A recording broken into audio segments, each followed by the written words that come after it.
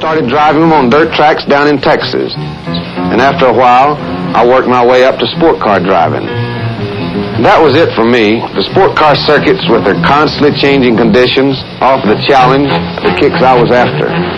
Finally, the big win, Le Mans, 1959. And boy, I was sitting on top of the world. Shortly after that, I became a retired race driver. About all I had was an idea. You might even call it a dream. But it was a coincidence, really, that got us going. First, the AC car company in England badly needed a new engine. They produced a good basic chassis and body, but had no engine source. On the other hand, Ford Motor Company over here was just in the development stage of a promising new high-performance engine. Well, after a lot of talking, I got a hold of some bodies from the AC people, and Ford agreed to help me build a new sport car I call the Cobra. The rest is in the record books. The new Ford-powered Cobras beat just about everything in sight to win the U.S. Road Racing Championship in 1963.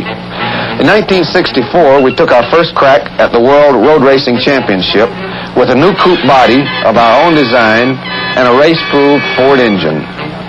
We took our new Ford-powered Cobra across the pond.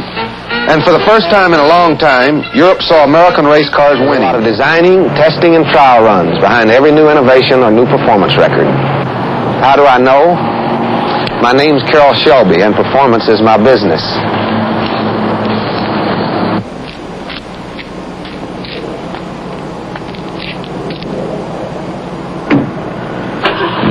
Carroll Shelby, engineer, race driver. The car, the Shelby Mustang GT. To build my kind of car, I had to take an existing car and modify it. I could have chosen any set of wheels I wanted. I picked Mustang. 44 years ago, I was here at the New York show, and I went to Ford and I said, I can build a sport car that'll kick the hell out of the Corvette if you'll loan me $25,000. Coca said, maybe we better give him $25,000 before he bites somebody. Carroll has just been fantastic to work with. He just turned 83 years old, but he's got the mind of a 20-year-old. He's so sharp. Coca said, we'd like to make the Mustang a sport car. I said, well, it's a secretary's car. She said, well, put 300 horsepower in it, bigger brakes, take the rear seat out, and I did it. And that was the inspiration. He went out and beat the Corvette for 6 or 7 years on the racetrack.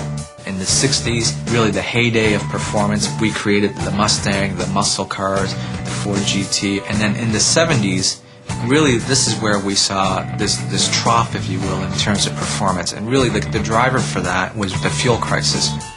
It became not viable to create high-performance cars because of the fuel prices, but it almost became socially unacceptable.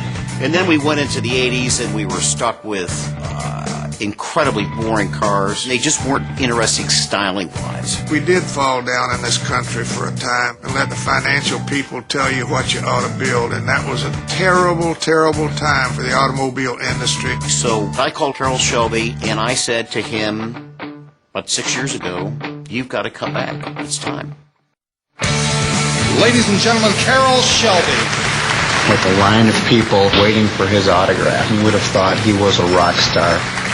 I'm basically a Mustang guy, and that's where I'd like to concentrate with our little company. We can do things with Ford just like 45 years ago.